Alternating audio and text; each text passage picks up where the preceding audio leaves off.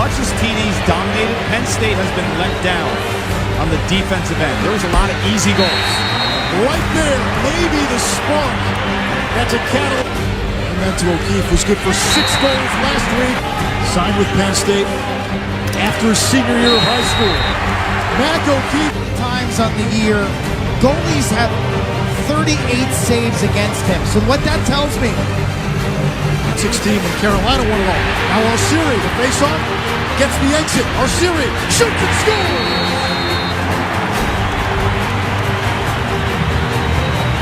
The Lions. Erlin and Arceri back to work, and Arceri wins this face-off. Accelerates. Arceri again scores! That's 2 picks. On TD and the offense not getting opportunities, but defensively, as we see it. but is there a knockout punch against Penn State, a team that can score the way they score? Brock has the from behind. It's the pick from Tepper. Moore against Cargill. He knocks it away. It's on the turf. Moore slips. And the first half ends. Oh, you like offense and some violence. Pendulum swings. You got it.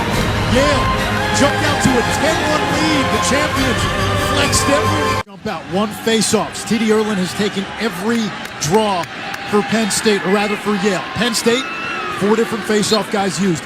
Time of possession, big difference in Yale's favor. How does that affect Penn State's defense late in the game? How will TD Erlin hold up when we get into the 4th quarter? And Yale wins the opening face-off. The Lions defensively have not been able to stop Yale. 12 goals for the Eagles. Beat Georgetown in round 1. Beat Penn in the quarters. There's Sessa. Bounce shot saved by Camus. It'll stay with Yale. New shot clock. Bulldogs have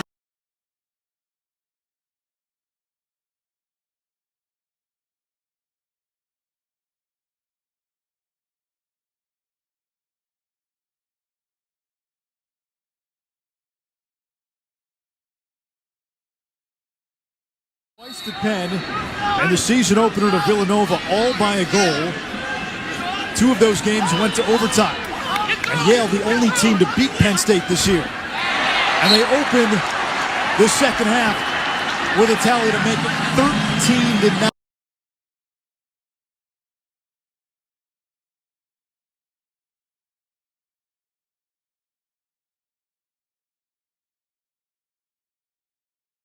To even switch. There was a space there to play the hands and contest. A tie fittingly had the game winner in the quarterfinal in overtime in a contest that featured 13 ties. 4 of the last 5 games in this NCAA tournament are down to overtime. Here's Arceri. He's got 2 goals already. Making a hat trick for the face-off man. Yale might need to change their approach. Talking to Trevor Baptiste, when you get tied up, your wrists are on fire. Gerard Arceri sucks it up, goes right through the heart of the Yale defense, and scores his 3rd goal of the game. You might want to think about sliding to him. Well, that's a pick your poison issue, because you got a huge rush of confidence, and for Trevor, that's a huge weight on his shoulders right now, and we're going to see how each of those guys use that momentum. Technically, what are you seeing from TD? TD's doing exactly what he had to do. He learned from past mistakes. He's sticking that left foot in the ground, and he's trying to get around Trevor immediately. Trevor can't use his weight advantage to crush down on the ball because TD's getting to his right shoulder quickly. And it's number 4. TD winning these draws easily has to change as well. Maybe a little bit of a defensive posture. Erlin wins this face-off. I'm also surprised that we haven't seen Joe Newman. Freshman, backup face-off guy for Yale. Just for a blow in a game that's going to have a ton of face-offs. Angelis denied the middle. Plays it back to Kotler, now Tevlin. They'll dodge from the alley. Tevlin inside, and he scores. The goal will count. We have our rules analyst, Don Zimmerman, with us in the booth. The dive is now back in college lacrosse, and let me bring in Coach Zim.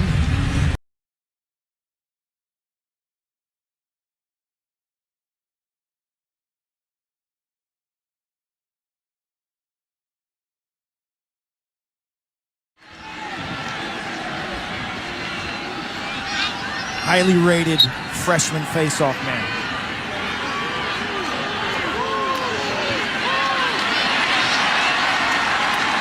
It's the big league, though. It's a big stage for Joey Newman. Joe Newman, 75% coming into the sophomore out of Canada, a third-team All-American. Spillane, Dylan Foles. That's a save by Starr, loose in front. Jack Starr.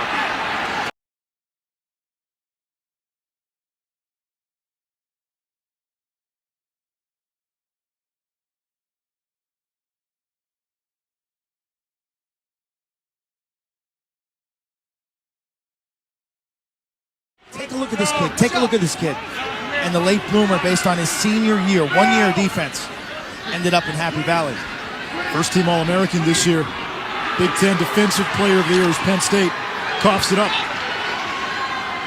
Long outlet for Dan Angelis. Is picked up by Yale. Now Ashbach. Shot to score. Surgery after his best game of the year against Cornell. Missed a couple of games, returned 9 days later. And when we talked to Andy Shea, we did that Cornell game, he was head over heels about the character and the person that Brian Tevlin was. And he said, when I found out it was Brian Tevlin, I knew it had to be somebody like Brian Tevlin. After a shot is taken. But what Brian Tevlin has done this spring is the true definition of mental, physical toughness.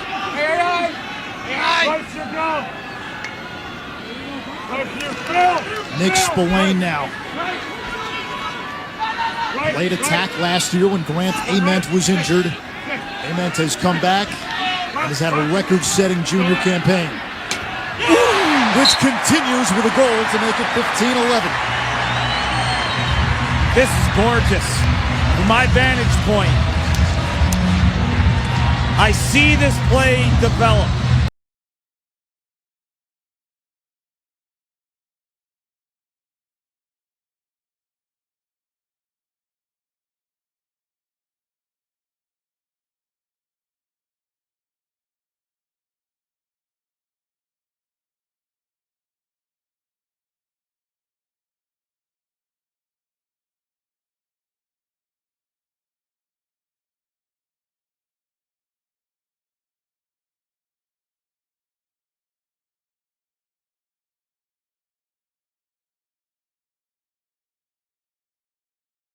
Yard, and then they practice them.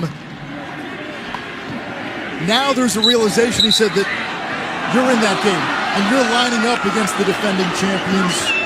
For Grant Ament, it wasn't just a dream to play Penn State, or it wasn't just a dream to play lacrosse, it was a dream to play Penn State lacrosse. And Penn State was a solid program for a long time, but never really had any history of postseason success until this year. They've been playing lacrosse since 1921. Fifth NCAA tournament this year. A tournament game a few weeks ago. Getting the championship weekend for the first time. Nationally, Penn State lacrosse is known for one thing, and that's the guy we spoke to early on, Chris Hogan, who plays football for the Panthers now. Jackson Morrill, second all-time in points, behind only the great Ben Reeves at Yale, and he has extended the Eli's lead to 5. Yale's maintaining a high level of efficiency. Offensively, Sessa's change of direction is a tough cover. Morrill, we've seen him operate behind the goal as a quarterback. We've seen last year playing with Reeves, you have so much space because of opposing teams always hedging and showing to Ben Reeves, but as the quarterback this year, he's been magnificent. For Penn State, that's the second time now where they've held Yale late into a shot clock and given Yale an opportunity, whether it was earlier on when they had the penalty or that one with under 10 seconds left. Look at this. Erlin and Arceri, and Clark, you were saying this is torture on your forearms. It's brutal. And I'm next to Trevor Baptiste right now. What's this motion like for a face-off guy? It's pretty tough. You know, it's a lot of weight in your forearms. You know, you're locked up. But for both sides, they're really battling extremely hard. You know, no one wants to give up on the face-off. They're both trying as hard as they can, and they're locked up in there. Yeah, and Quint was saying earlier that even when that happens and Yale wins the face-off, it's a win for Penn State. What's your reaction to that? I agree 100%. You know, like, how many face-offs have they taken so far? But this is a lot for TD, you know, and you gotta wear him out. You gotta wear him out because he's dominating the game. He's taken 28 face-offs, by the way. Penn State got it because Erlin was withholding. Now Ament directing traffic. Dad told him at an early age an assist is as good a play as a goal. Nobody has more assists in a season than Ament this year. Single season record, 90 plus. O'Keefe.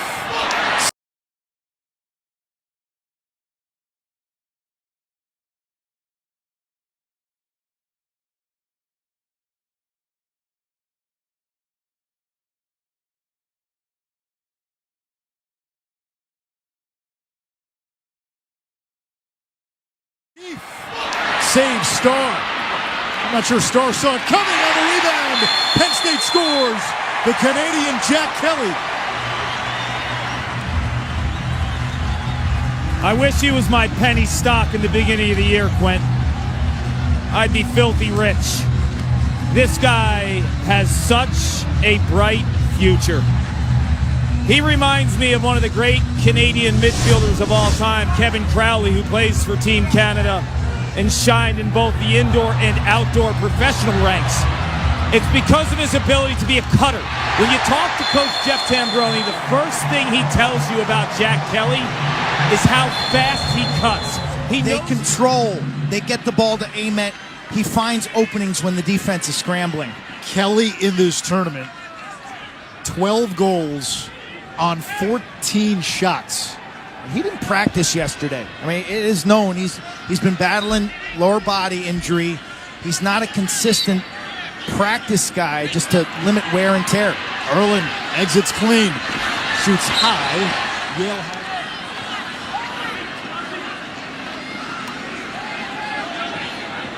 Kotler to the cage. Whoa. And he went flying right into the goal. There is a flag down. This is clearly in the direction of the goal mouth. The question is, what was he pushed? Officials conferring. Let's bring in Don Zimmerman here as our rules expert. Well, I think it's 60%. Now they've got a 6-on-5 advantage for 30 seconds. Grant Ament will orchestrate. Behind the back pass to Folds. Folds gears and scores!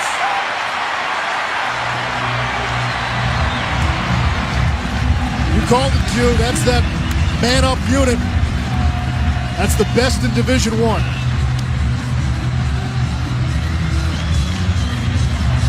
It's a scary unit because they have shooters at every spot. So much attention to O'Keefe and Ament, and Folds is just given all sorts of real estate. Plants his feet, time, room, bullseye. You know what the deal here is? When you shut Mac O'Keefe off, if Dylan Folds can just get a couple of feet out of his comfort zone there, that high crease will be closer.